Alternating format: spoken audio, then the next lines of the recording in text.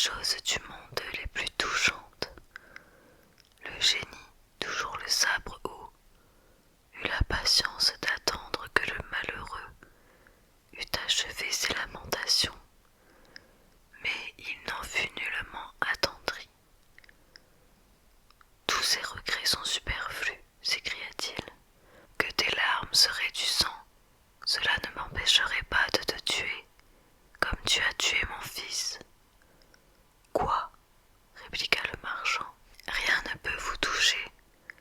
Vous voulez absolument ôter la vie à un pauvre innocent. Oui, repartit le génie, j'y suis résolu. En achevant ces paroles, Scheherazade, en cet endroit, s'aperçut qu'il était jour, et sachant que le sultan se levait de grand matin pour faire sa prière et tenir son conseil, cessa de parler. Bon Dieu, ma sœur, dit alors Dinarzade, que votre conte est merveilleux.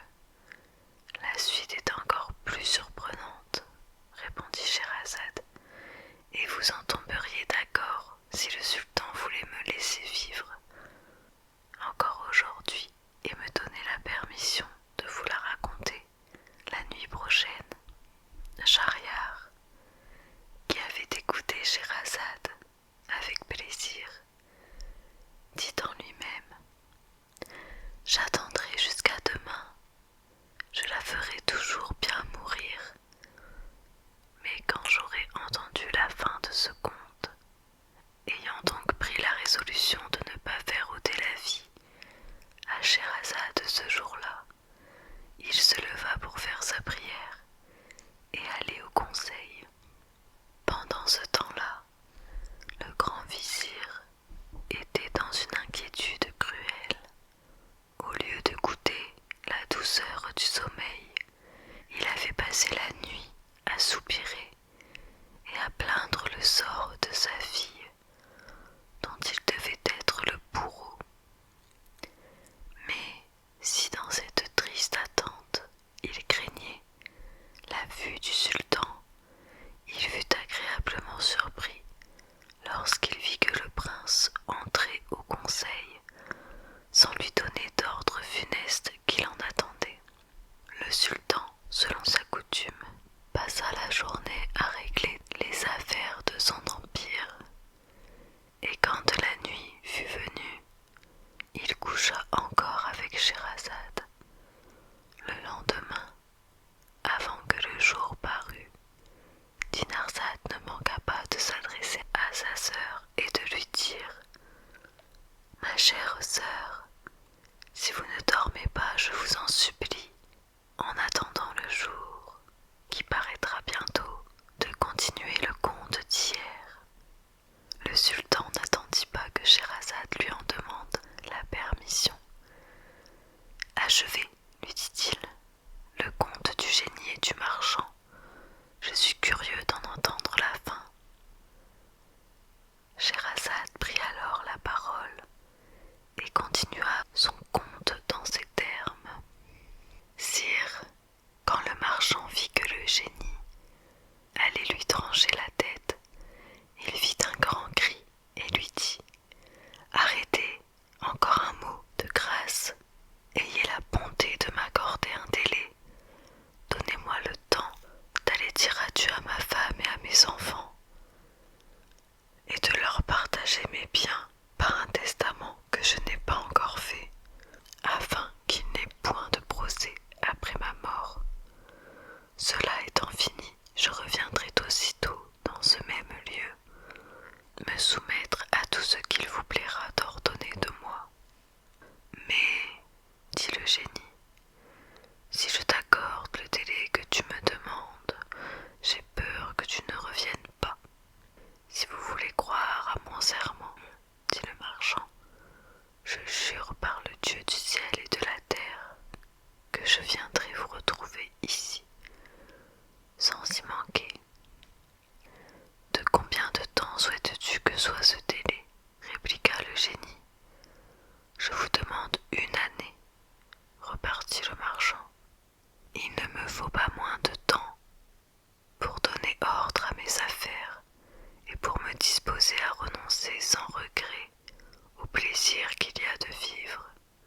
Ainsi je vous promets que dans 1 an, sans faute, je me rendrai sous cet arbre pour me remettre entre vos mains. Prends-tu Dieu à témoin de la promesse que tu me fais? Reprit le génie. Oui, répondit le marchand, je le prends encore une fois à témoin, et vous pouvez vous reposer sur mon serment. À ces paroles, le génie le laissa près de la fontaine et disparut. Le marchand, s'étant remis de sa frayeur, remonta à cheval et reprit son chemin. Mais si d'un côté il y avait la joie de s'être tiré d'un grand péril, de l'autre il en était une tristesse mortelle lorsqu'il songeait au serment fatal qu'il avait fait. Quand il arriva chez lui, sa femme et ses enfants le reçurent avec toute la démonstration d'une joie parfaite. Mais au lieu de les embrasser de la même manière, il se mit à pleurer si amèrement qu'ils jugèrent bien qu'il lui était arrivé quelque chose d'extraordinaire. Sa femme lui demanda la cause de ses larmes et de la vive douleur qu'il faisait éclater. Nous nous réjouissons, disait-elle, de votre retour, et cependant vous nous alarmez tous par l'état où nous vous voyons. Expliquez-nous, je vous prie, le sujet de votre tristesse. Hélas, répondit le mari, le moyen que je sois dans une autre situation. Je n'ai plus qu'1 an à vivre. Alors il leur raconta ce qui s'était passé entre lui et le génie, et il leur apprit qu'il lui avait donné parole de retourner, au bout de l'année, recevoir la mort de sa main. Lorsqu'ils entendirent cette triste nouvelle, commencèrent tous à se désoler. La femme poussait des cris pitoyables en se frappant le visage et en s'arrachant les cheveux.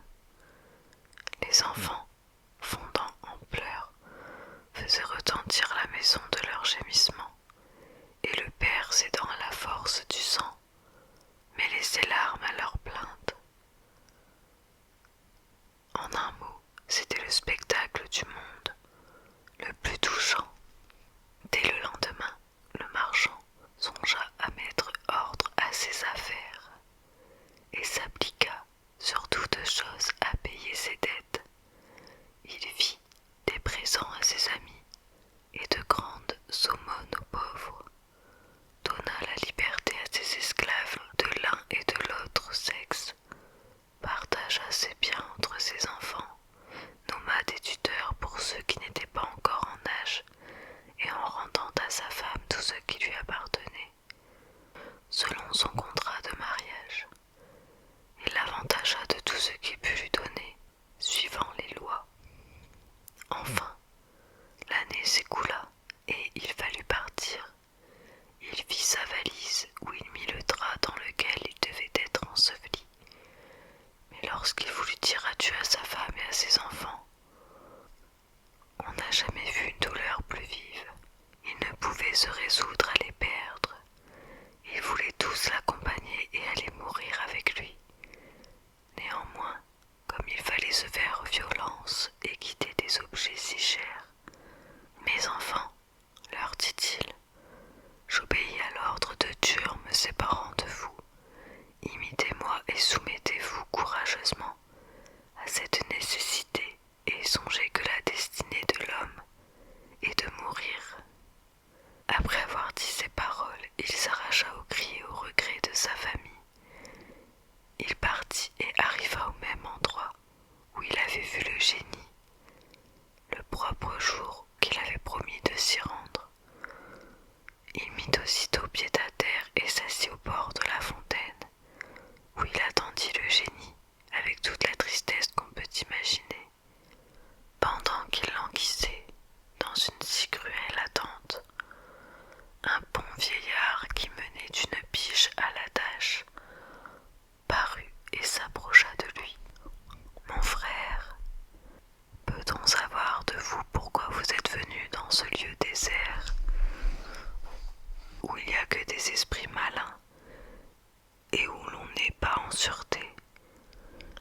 ces beaux arbres, on le croirait habité. Mais c'est une véritable solitude où il est dangereux de s'arrêter trop longtemps. Le marchand satisfit la curiosité du vieillard et lui conta l'aventure qui l'obligeait à se trouver là. Le vieillard l'écouta avec étonnement et, prenant la parole, « Voilà, s'écria-t-il, la chose du monde la plus surprenante. Et vous êtes lié par le serment le plus inviolable. Je veux, ajouta-t-il, être témoin de votre entrevue avec le génie. » En disant cela, il s'assit près du marchand, et tandis qu'ils s'entretenaient tous les deux. « Mais je vois le jour, dit Scheherazade en se reprenant. Ce qui reste est le plus beau du conte. Le sultan, résolu d'en entendre la fin, laissa vivre encore ce jour-là Scheherazade. Troisième nuit. La nuit suivante, Dinarzade fit à sa sœur la même prière que les deux précédentes. « Ma chère sœur, lui dit-elle, si vous ne dormez pas, je vous supplie de me raconter un de ces contes agréables que vous savez. » Mais le sultan dit qu'il voulait entendre la suite de celui du marchand et du génie. C'est pourquoi Scheherazade reprit ainsi. « Sire, dans le temps que le marchand et le vieillard qui conduisait la biche s'entretenaient, il arriva un autre vieillard, suivi de deux chiens noirs. Il s'avança jusqu'à eux et les salua en leur demandant ce qu'ils faisaient en cet endroit. Le vieillard qui conduisit la biche lui apprit l'aventure du marchand et du génie, ce qui s'était passé entre eux et le serment du marchand. Il ajouta que ce jour était celui de la parole donnée et qu'il était résolu de demeurer là pour voir ce qui en arriverait. Le second vieillard, trouvant aussi la chose digne de sa curiosité, prit la même résolution. Il s'assit auprès des autres, et à peine se fut-il mêlé à sa conversation qu'il survint un troisième vieillard, qui s'adressant aux deux premiers, leur demanda pourquoi le marchand qui était avec eux paraissait si triste.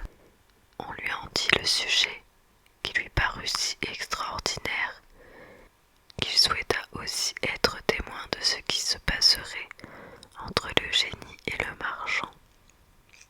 Pour cet effet, il se plaça parmi les autres. Ils aperçurent bientôt dans la campagne une vapeur épaisse, comme un tourbillon de poussière élevé par le vent. Cette vapeur s'avança jusqu'à eux, et se dissipant tout à coup, leur laissa voir le génie, qui, sans les saluer, s'approcha du marchand le sabre à la main, et le prenant par le bras. « Lève-toi, lui dit-il, que je te tue comme tu as tué mon fils. » Le marchand et les trois vieillards effrayés se mirent à pleurer et à remplir l'air de cris. Scheherazade, en cet endroit apercevant le jour, cessa de poursuivre son conte qui avait si bien piqué la curiosité du sultan, que ce prince, voulant absolument en savoir la fin, remit encore au lendemain la mort de la sultane. On ne peut exprimer quelle fut la joie du grand vizir lorsqu'il vit que le sultan ne lui ordonnait pas de faire mourir Scheherazade. Sa famille, la cour, tout le monde en fut généralement étonné. Quatrième nuit. Vers la fin de la nuit suivante, Scheherazade, avec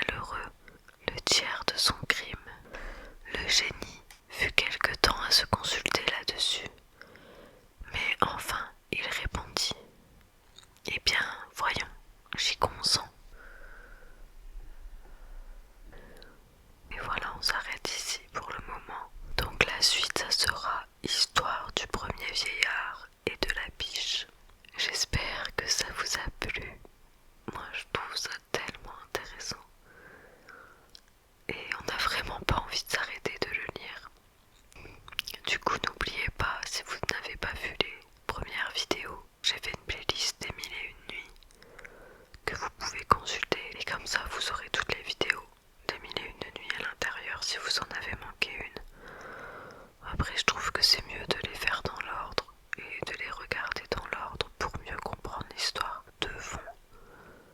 Et voilà, j'espère que vous dormez. Si vous ne dormez pas, mettez un j'aime à cette vidéo et on se retrouve